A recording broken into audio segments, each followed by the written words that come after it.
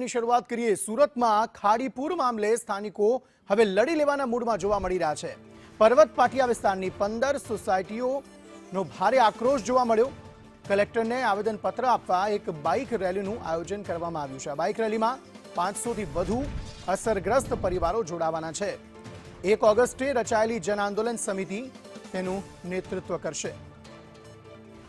સુરતમાં ખાડીપુરને લઈ હવે સ્થાનિકો લડી લેવાના મૂડમાં જોવા મળી રહ્યા છે। પર્વત પાટિયા અને આસપાસના ખાડી વિસ્તારના 15 થી વધુ સોસાયટીઓ દ્વારા ભારે આક્રોશ ઠાલવવામાં આવ્યો।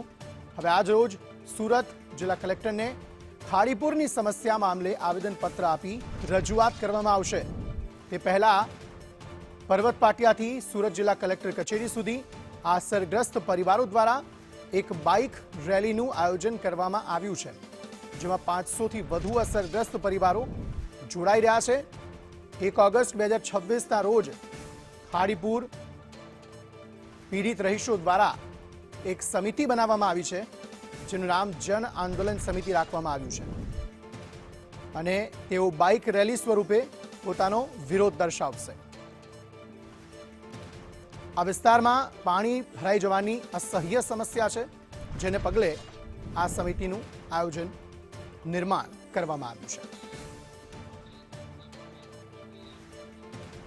આ સમગ્ર મામલે વધુ માહિતી સાથે સંવાદદાતા જયેન્દ્ર પાંડે જોડાઈ ગયા છે। જયેન્દ્ર, લોકોમાં કેટલો આક્રોશ જોવા મળી રહ્યો છે અને હવે કયા પ્રકારના કાર્યક્રમો તેઓ આપવાના છે?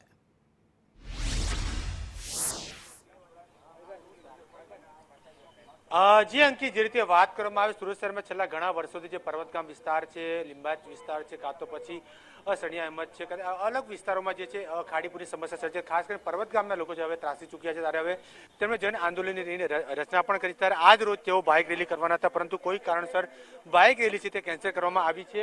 આપણે સીધા તેમની પાસે જ જઈશું, તેમની વાત સાંભળીશું શા માટે જે છે। જણાવશો કયા પ્રકારની આજે રેલીનું આયોજન છે અને આ બાઇક રેલી જે છે તે કેન્સલ કરવામાં આવી છે, શું કહેશો? અમારી આજની રેલી ભવ્ય રેલી હતી। અમારા ખાડીના પ્રશ્નના માટે વારંવાર રજૂઆતો છતાં એનો ઉકેલ નહીં આવવાથી અમે આજે રેલીનું આયોજન કરેલું હતું। અમને શરૂઆતમાં ગોળાદરા પોલીસ સ્ટેશનમાંથી પરમિશન મળી, પછી કમિશનર કચેરીમાંથી બધી રસ્તામાં આવતા પોલીસ સ્ટેશનોએ પરમિશન આપી। પછી રાત્રે 2 વાગે અમારા આગેવાનોના લોકો ડિટેન કરીને જબરજસ્તી અમારો મેસેજ કેન્સલ કરાયો અને એના કારણે અમારે જે જન આંદોલનની રેલીનું આજે મોકૂફ રાખીને આગેવાનો 25-50 માણસો ભેગા થઈને કલેક્ટર કચેરી અને કમિશનરશ્રી તથા મેયરશ્રીને અમે આવેદન આપવા જઈ રહ્યા છીએ। બિલકુલ, આપ શું કહેશો? આપ કઈ રીતનું આ આખી રેલીનું આયોજન કરવામાં આવ્યું હતું અને કેન્સલ કરવામાં આવ્યું છે અને આપણા કયા કયા મુદ્દાઓ છે? કાલે રાત્રે 2 વાગે અહીંયાથી પોલીસ વાળાઓ આગેવાનોને ઉચકીને લઈ ગયા છે અને આ આંદોલનને કુચલવા માંગે છે। આ આંદોલન અમે કરવાના છે ગમે પરિસ્થિતિ થાય, કેમ કે અમને વારંવાર તકલીફ થાય છે। 1 મહિનાની અંદર 3 ફેરી પાણી ભરાઈ ગયા છે અને અમારું ઘર વખરીનો સામાન પણ વહી ગયા છે અને અમારી હાલત જાનવર જેવી થઈ ગઈ છે અને અમારે કોઈ સહાયતા મળતી નથી। ખાલી અમારા સાથે વાદા કરે છે કે આ વર્ષે થઈ જશે અને એમાં વાલક ખાડી અને વરાછા ખાડીમાં ડાયવર્ટ કરવામાં આવી ત્યારથી આ અમારે પાપ ભોગવાનો વારો આવે છે। બિલકુલ, તમે આ પોસ્ટર પણ જોઈ શકો છો કે વચમાં લોલીપોપ નહીં પરંતુ કાયમી ઉકેલ લાવો।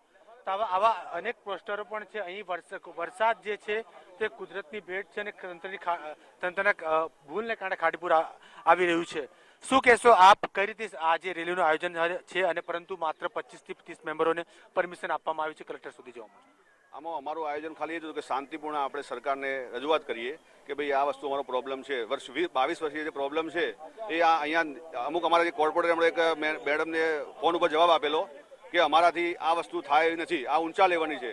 તો અમે પછી અમારા એક મેડમે કીધેલું ફોનમાં કોર્પોરેટરે કે ભાઈ આ નીચા લેવાની વાત નથી, આ ઊંચા લેવાની વાત છે। અમારા કોર્પોરેટરે આવું ફોનમાં જવાબ આપેલો એમને। એટલે અમે કીધું આપણે કમિશનર સાહેબને કલેક્ટર સાહેબને આવેદનપત્ર આપીએ તો આ ખ્યાલ આવે કે નીચા લેવાનું કોઈ આ એ લોકો એમ કે છે કે છૂટી જાય છે કે અમારાથી આ થવાનું નથી। એટલે અમે કીધું આ કલેક્ટર સાહેબને આપણે આવેદનપત્ર આપીએ તો સારું। એટલે એ લોકોએ અમે એવું કીધું પોલીસ સ્ટેશનમાંથી કે ભાઈ આ તમે કાલે બપોરે અમે આપેલું 2 વાગે એનું પરમિશન લેવા માટે, તો એ લોકોએ કીધું ટૂંક સમયની અંદર અમે આ પરમિશન ના આપી શકીએ કે અમારે બધું ટ્રાફિકનું ને આ તે બધું જોવું પડે, એટલે તમે આનો અમારો અઠવાડિયાનો ટાઈમ લાગે એવા માટે। એટલે પછી અમે પણ એમનું થોડું રિસ્પેક્ટ રાખ્યું કે ચલો ભાઈ અમે આખી વખત તમારું આ વસ્તુ કરીએ છીએ, પણ આ વસ્તુ અમને અમારા ટોટલી એરિયાની અંદર આ બધું મેસેજ પોકી ગયેલા હતા કે બાઇક રેલીનું ફાઇનલ છે, તો લોકો અત્યારે બધા આવી ગયેલા છે, એટલે અત્યારે અમારે જવાબ આપવો બહુ કાઠો પડી જાય છે અત્યારે લોકોને. શું લાગે છે આના પછી અચાનક કેન્સલ કરવું કોઈ રાજકીય ભૂમિકા લાગે છે, કોઈ દબાણ લાગે છે પોલીસ ઉપર?